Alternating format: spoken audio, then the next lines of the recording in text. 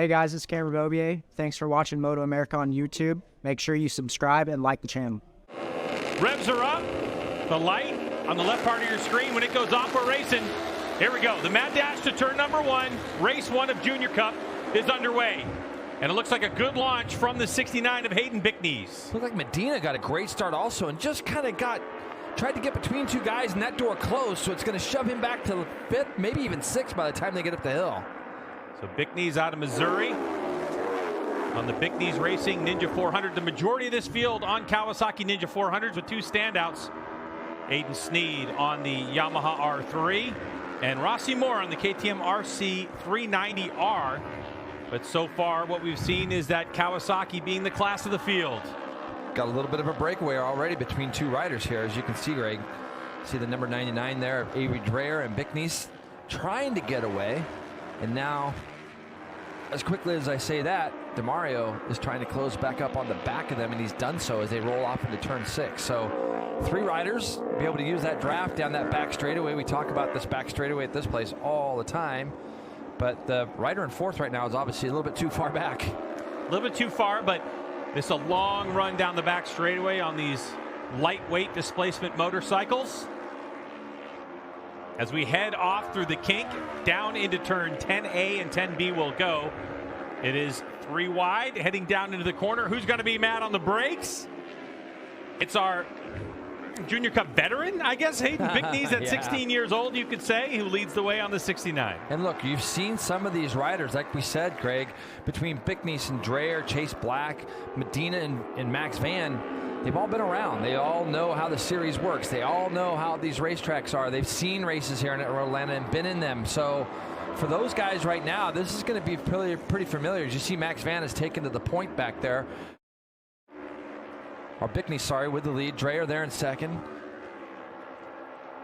As our lead pack streams down the back straightaway, heading to turn 10A, we have caught wind that there's been an incident on the racetrack. JT Rivera, 77 down. Red flag is out on this one, which means it's race stoppage. Here we go.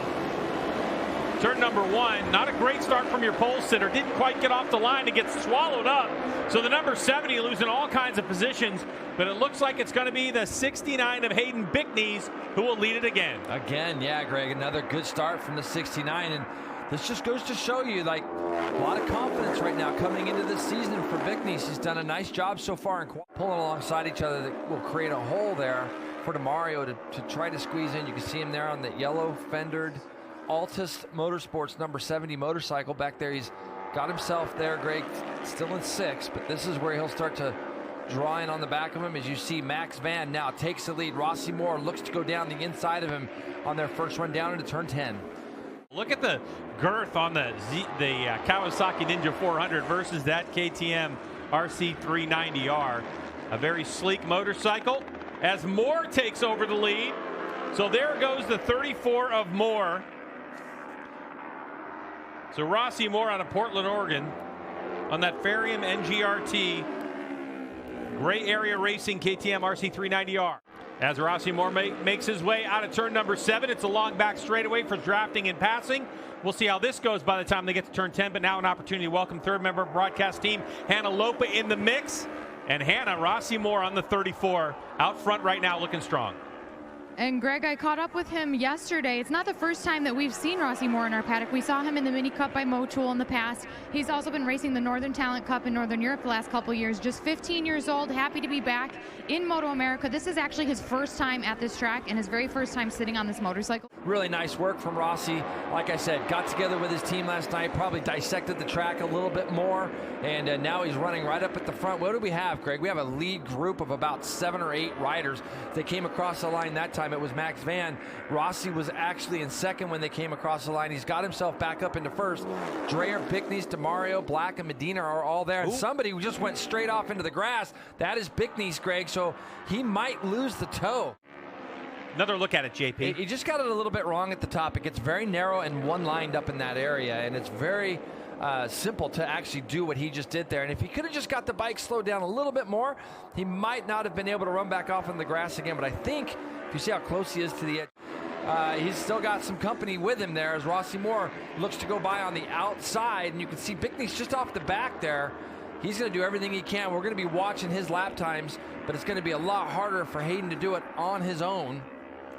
This is also a really good look to see the balance of these motorcycles. There's a lot thought that the KTM might be the dominant bike on the back straightaway, and it's Chase Black on the 14 who takes over second spot from Moore. These little bikes, they can maneuver so much more, Greg, and the straightaways look like they take forever. Later on, when we're watching our superbike class, the straightaway on the back is 180 mile an hour. It will go by a lot quicker than it does for these guys on these small bikes. So Rossi Moore finds himself back up at the front with Avery Dreyer now slotting in behind the KTM rider. Max Van and Chase Black, who were first and second coming onto the straightaway, now back to third and fourth. Yeah, that can also be gearing choice. Yeah, 100%. So important on these smaller displacement motorcycles to make sure your gearing's right. And, you know, if you don't get with somebody in practice at the back straightaway here at Michelin Raceway Road Atlanta, you might be bumping off the rev limiter. Another pass for the lead. Up into the top turn 2 area. This is where it gets one line, as Jason was talking about. And Jay, fastest lap of the race, a 1:42.2 by Hayden Bickneys, who's worked his way back onto the back of this group. So good. So Hayden Bickneys, after running through the grass, has been able to find his way back into that lead group. As you can see him in the back of these guys trying to draft past Yandel Medina right now. Now we're going to be 5-6 wide as they come down into here. Max Van, he's having a look down the inside, but it's going to be Rossi Moore late on the brakes. He's going to be able to pull away. Let's see if Max Van's drive is out of here this time, G-Dub. Where do I want to be on this racetrack? This is an important draft down the back straightaway to position yourself where you think you need to be on the final lap. Yeah, no question. If you can get yourself up into that top 3 or 4 right now, and I think that Chase Black's in a great spot. He got a 3-rider draft. You can see him there on the 14. He's going to pull out to the right side of our screen. He's going to slot himself back into third. Going to see the white flag there on the right-hand side, and we're going to see if there's any passing or maybe go 2 or 3 wide as they get ready to break for turn 1. Max Van in the mix, Avery Dreyer, Chase Black, Hayden Bickneys, Rossi Moore, Yandel Medina. It sure feels like on this final lap, one of these 6 is going to win a race. The only one in the group that's won before is the 48 of Max Van on that sportbiketrackgear.com. Oh, no, these two guys right next to each other. Oh. Yandel, by the way, just made an amazing pass around the outside of Rossi Moore, which set him up to the inside as they got to the top of the hill. So really nice move from the 39 there, 5th in your screen. He is in a good spot, Greg, to maybe try to draft by a person here and then put himself in the shop window to look at a podium place. So you can see the 39 there moving around. And it looks, oh, he almost ran out of track, but he gets himself maybe into 4th. We'll have a look. All right, so Chase Black had a look behind him. That's the 14 leading the way.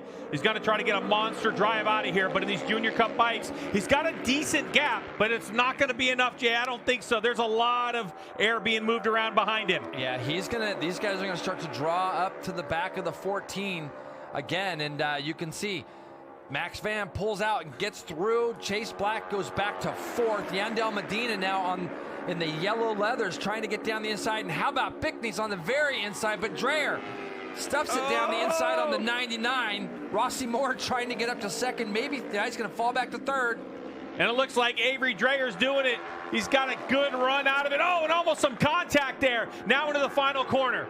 Down the hill on the brakes. It's the 99. He's got the job done as long as he can finish the corner. Here we go to the checkered flag, and it's going to be Avery Dreyer who wins it over Max Van. Hayden Bickneys from nowhere comes back to finish 3rd. Rossi Moore in 4th. Chase Black and Yandel Medina, your top 6. Margin of victory, 0.6 of a second.